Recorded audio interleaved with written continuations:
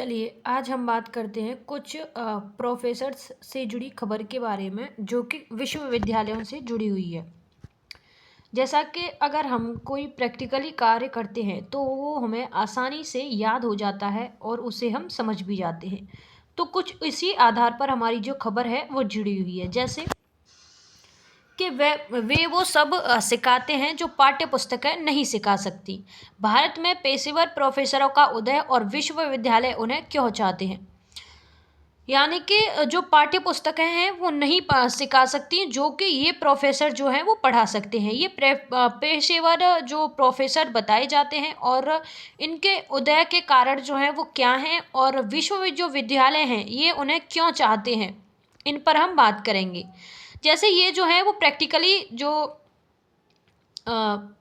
कार्य है वो करवाते हैं। जैसे भारत में प्रोफेसर ऑफ प्रैक्टिकल का जो उदय है वो होने जा रहा है और इसका जो प्रभाव है वो क्या पड़ेगा, वहीं प्रोफेसर ऑफ प्रैक्टिकल जो है वो कैसे कार्य करता है और इससे जुड़े जो उद्देश्य हैं वो क्या हैं उनको हम देखते हैं। बोर्ड रूम से लेकर व्याख्यान कक्षों तक अनुभवी पेशेवर उद्योग और शिक्षा जगत के बीच की खाई को पाट रहे ये पेशेवर जो प्रोफेसर हैं, उनकी जो नियुक्तियां हैं वो निश्चित अवधि के लिए होती हैं और नियमित भर्ती को प्रभावित नहीं करती। इनके जो नियुक्ति है वो जो शिक्षा है और जो बिजनेस है उनके बीच की जो दूरी है उसको कम करने के लिए की जा रही है और इनके क्या क्या प्रभाव है उनको हम देखेंगे। तो सबसे पहले हम देखें प्रोफेसर ऑफ प्रैक्टिस क्या है। भारत में प्रोफेसर ऑफ प्रैक्टिस का उदय क्या है और ये व्यापक विश्लेषण अगर इसके बारे में हम देखें तो ये एक नई तरह की फैकल्टी प्रोजेक्शन है जहां इंडस्ट्रियल बिजनेस प्रोफेशनल फील्ड्स जैसे कि engineering, IT, management, law, media, architecture आदि से आए अनुभवी जो एक्सपर्ट्स हैं उनको यूनिवर्सिटी और कॉलेज में पढ़ाने की जो अनुमति है वो मिलती है। भारत की उच्च शिक्षा प्रणाली में एक महत्वपूर्ण बदलाव देखने को मिल रहा है जहां उद्योग के अनुभवी पेशेवरों को विश्वविद्यालयों में शिक्षण की भूमिका दी जा रही है। यह बदलाव प्रोफेसर ऑफ प्रैक्टिस पॉप योजना के माध्यम से आया है। इसका उद्देश्य सैद्धांतिक ज्ञान और व्यवहारिक अनुरूप के बीच की खाई को पाटना है। हाल ही में अगर हम देखें तो यह खबर हमारे सामने आई है जैसे कि वे वो सिखा सकते हैं जो पाठ्य पुस्तकें नहीं सिखा सकती।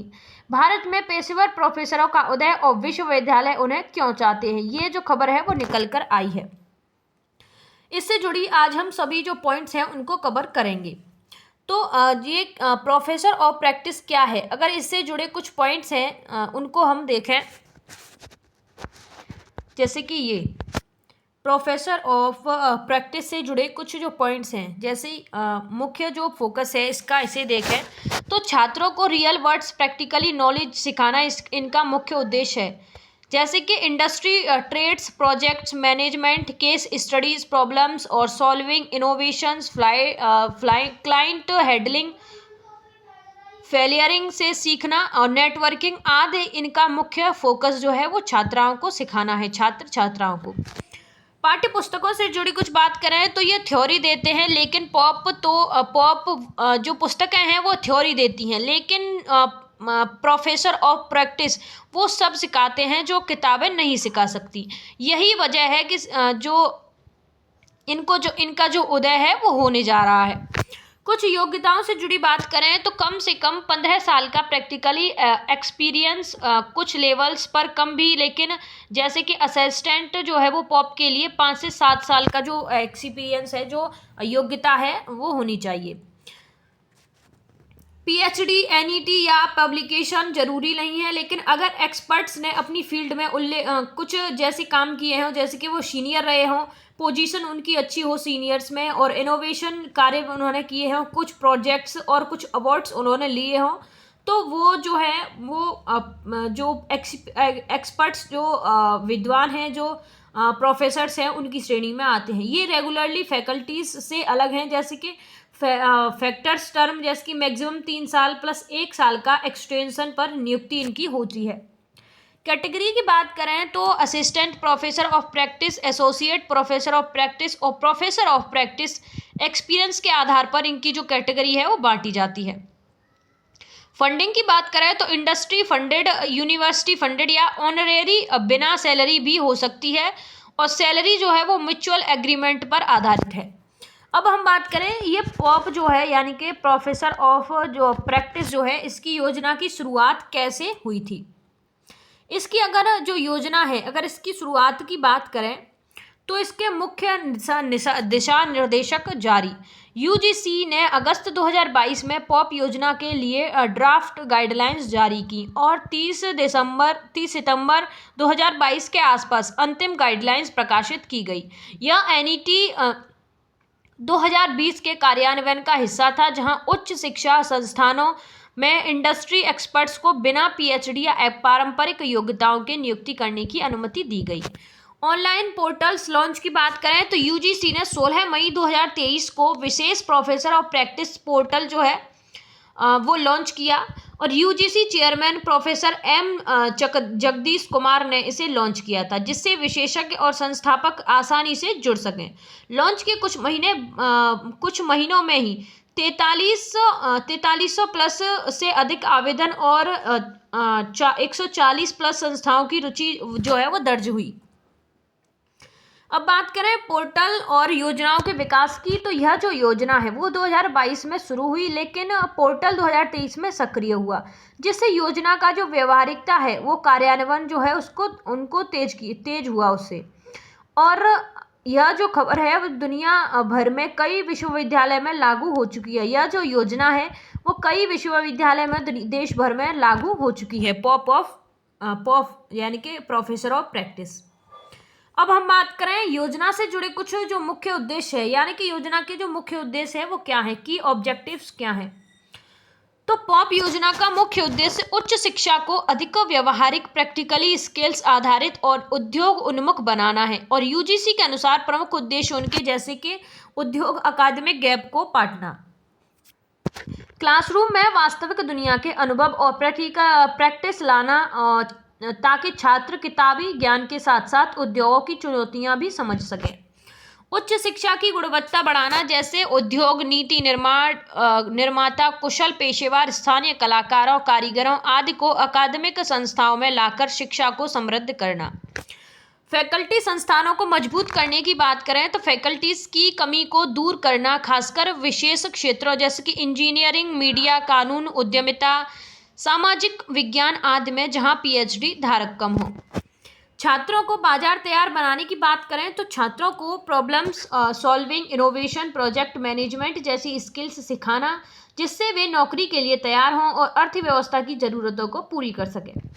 बहुविषयी और समग्र शिक्षा को बढ़ावे की बात करें तो एनईपी 2020 के तहत विपक्षी शिक्षा, वोकेशनल जो एजुकेशन और इंडस्ट्री सहयोग को मजबूत करना।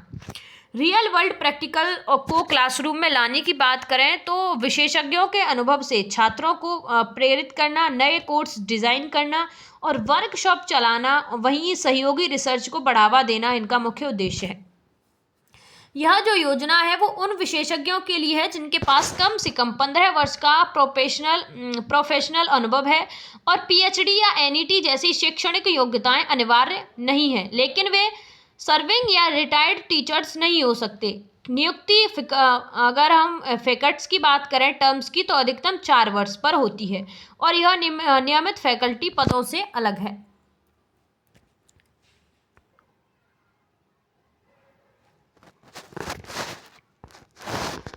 अब बात करें विश्वविद्यालय जो है वो इन्हें क्यों चाहते हैं, यानी कि प्रोफेसर ऑफ प्रैक्टिकल्स जो प्रोफेसर हैं उनको जो विश्वविद्यालय हैं वो क्यों चाहते हैं। तो विश्वविद्यालय जो है वो पॉप को अपने में रुचि दिखा रहे हैं, क्योंकि वे पाठ्य पुस्तकों से परे ज्ञान को प्रदान करते हैं। जैसे उदाहरण के लिए हम बात करें तो व्यवहारिक शिक्षा अनिवार्य जो है वो बन चुकी है। जैसे पॉप जो है यानी कि प्रोफेसर ऑफ प्रैक्टिस छात्रों को उद्योग की वास्तविकता, चुनौतियां सिखाते हैं। जैसे प्रोजेक्ट का जो मैनेजमेंट है उसको, इनोवेशन और समस्या समाधान। एक पॉप ने बताया कि वे पाठ्यपुस्तकों की सीमाओं को तोड़ते हैं और छात्रों को बाजार तैयार बनाते हैं। उद्योग अकादमिक संबंधों की बात करें तो ये जो प्रोफेसर है वो रिसर्च, इंटर्नशिप और प्लेसमेंट के लिए उद्योगों से कनेक्शन जो है वो लाते हैं। वहीं KPMG की एक रिपोर्ट्स के अनुसार हम बताएं, जो कि एक साइड है, PhD जो धारक हैं उन्होंने फैकल्टी बढ़ी है, लेकिन पॉप व्यवहारिकता उनकी गहराई जोड़ती है। शिक्षक कमी की अगर समाधान की बात करें तो भारत में फैकल्टी की कमी, कई विश्वविद्यालय में लगभग 10% से अधिक पद खाली हैं। प्रोफेसर ऑफ प्रैक्टिकल इस कमी को भरते हैं, खासकर विशेष क्षेत्रों में। पर ये यूजर एक एक्स जो ट्विटर वगैरह के जो यूजर हैं उन्होंने कहा है कि छात्र इन सत्रों का जो इंतजार है वो करते हैं, क्योंकि वे किताबों से अलग हैं। छात्रों के लिए फायदों की बात करें तो बेहतर स्किल्स, रोजगार योग्यता और ग्लोबल प्रतिस्पर्धा उनको उनके फायदे में काफ़ी जो कार्य है वो करते हैं। और NEP के तहत यह विषयी शिक्षा को बढ़ावा भी देता है। अब बात करें इससे जुड़ी कुछ वर्तमान स्थिति और उदाहरणों के बारे में, तो इसकी जो नियुक्तियां हैं उनकी बात करें तो केंद्रीय विश्वविद्यालयों में विभिन्न क्षेत्रों जैसे कि इंजीनियरिंग, मीडिया या कानून में पॉप नियुक्त किए हैं। दून विश्वविद्यालय में BSF जर्नी के एक साइंटिस्ट को नियुक्ति किया। उत्तर प्रदेश के राज्य विश्वविद्यालय में भी कमेटी गठित की गई है। अवधि और वेतन की बात करें तो नियुक्ति जो है 1 से 3 वर्ष की होती है और वेतन संस्थान तय करता है। मेडिकल कॉलेज में अभी शामिल नहीं है, लेकिन चर्चा जो है उनके लिए भी चल रही है। सफलता के अगर उदाहरण की बात करें तो BITS पिलानी और IITians में पॉप ने रिसर्च और इनोवेशन बढ़ाया है और एक्स पर साझा रिपोर्ट्स में 232 विश्वविद्यालय में पॉप का जो चयन है वो कर रहे हैं। अब हम बात करें इससे जुड़ी कुछ जो चुनौतियां हैं और जो आलोचनाएं हैं वो क्या हैं।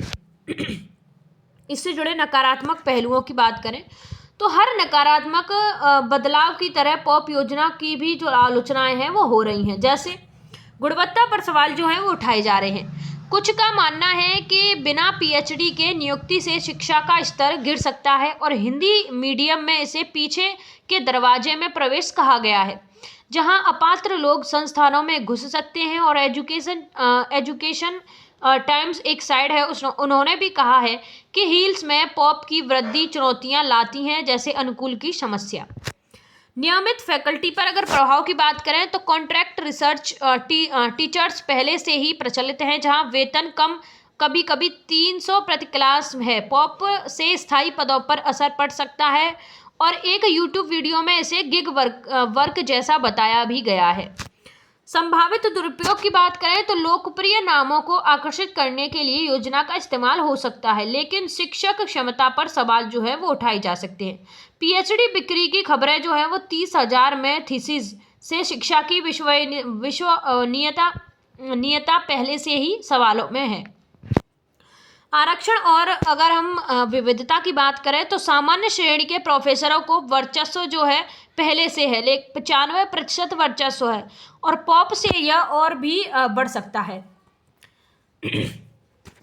अब इसके कुछ हितधारक हैं, उनके दृष्टिकोण क्या हैं और कुछ जो विविध मत हैं वो क्या हैं। तो शिक्षाविदों की बात करें तो कुछ इसे इनोवेटिव मानते हैं, जैसे संजीव सान्याल पर सराहना की गई है, उन्होंने एक्स ट्विटर पर सराहना की है कि यह वैश्विक मानक है। लेकिन अन्य जैसे एक्स यूजर्स ने कहा है कि मेडिकल क्षेत्र में शामिल नहीं होने से में कमी है। उद्योगों की बात करें तो उन्होंने क्विड इन पर एक पोस्ट में इसे ब्रिजिंग द गैप कहा गया है, जहां संस्थान सकारात्मक परिणाम देख रहे हैं। छात्रों की बात करें तो वे उत्साहित हैं, लेकिन कुछ का कहना है कि औसत फैकल्टी पहले से समस्या है। सरकार की बात करें तो शिक्षा मंत्रालय ने इसे NEP का हिस्सा मानती है सरकार शिक्षा मंत्रालय, जो पहुंच, गुणवत्ता और इक्विटी पर केंद्रित है। अब बात करें कुछ भविष्य की जो संभावनाएं हैं उनके बारे में, प्रोफेसर ऑफ प्रैक्टिस योजना के आगे के रास्तों के बारे में। तो पॉप योजना NEP 2020 का एक महत्वपूर्ण हिस्सा है और 2026 तक यह भारत की उच्च शिक्षा को और अधिक व्यवहारिक, उद्योग केंद्रित और वैश्विक स्तर पर प्रतिस्पर्धी बनाने की दिशा में मजबूत कदम उठा रही है। कुछ इससे जुड़े कुछ भविष्य की संभावना बिंदु के पॉइंट्स वाइज बताएं तो व्यापक अपनापन और विस्तार। यूजीसी के पोर्टल pop.ugc.ac.in पर पहले से ही हजारों विशेषज्ञ और संस्थान पंजीकृत हैं। 2025 से 26 में यह संख्या और तेजी से बढ़ने की उम्मीद है, खासकर नए ड्राफ्ट रेगुलेशंस 2025 के तहत, जहां HES को पॉप को कुल फैकल्टी का 10% तक नियुक्त करने की अनुमति मिली है। इससे अधिक विश्वविद्यालय केंद्रीय, राज्य और निजी पॉप को अपनाएंगे, जिससे योजना का राष्ट्रीय स्तर पर विस्तार होगा। उद्योग एकेडमिक सहयोग में क्रांति की बात करें तो पॉप के माध्यम से रिसर्च, इंटर्नशिप, प्लेसमेंट और जॉइंट प्रैक्टिस में वृद्धि होगी। AI, data science, green technology और अन्य उभरते क्षेत्रों में इंडस्ट्रीज एक्सपर्ट्स क्लासरूम में आएंगे, जिससे छात्र बाजार तैयार बनेंगी। और 2026 में AI और ML जैसे क्षेत्रों में तेज ग्रोथ के साथ पॉप की मांग और बढ़ेगी। फैकल्टी कमी के अस्थायी समाधान की बात करें तो कई संस्थानों में फैकल्टी वैकेंसी 10 से 20% तक है, और पॉप इस कमी को भरने का प्रभावी तरीका बनेगा, खासकर विशेषीकृत क्षेत्रों जैसे मीडिया, लॉ, इंजीनियरिंग में, जहां PhD धारक कम है। और भविष्य में यह योजना फैकल्टी डेवलपमेंट का हिस्सा बनेगी, जिसे मालवीय विषय के साथ इंटीग्रेशन जो है वो किया गया है। छात्रों के लिए बेहतर स्किल्स और रोजगार योग्यता की बात करें तो NEP के बहुविषयी और स्किल बेस्ड एजुकेशन के साथ पॉप छात्रों को वास्तविक दुनिया की skills, problem solving, innovation, project management सिखाया जाएगा। इससे प्लेसमेंट रेट्स बढ़ेंगे और भारत की वर्क फोर्स ग्लोबल पर जो स्तर है वो मजबूत होगी। नए रेगुलेशंस और पॉलिसी अपडेट्स की बात करें तो यूजीसी के 2025 ड्राफ्ट रेगुलेशंस में पॉप को औपचारिक रूप से शामिल किया गया है, जो मेरिट बेस्ड प्रमोशन और इंडस्ट्री एक्सपर्ट्स की नियुक्ति को बढ़ावा देगा। 2026 में यह और स्पष्ट गाइडलाइंस आ सकती हैं, जैसे वेतन स्ट्रक्चर, लंबी अवधि की नियुक्ति और रिसर्च में योगदान में के मापदंड।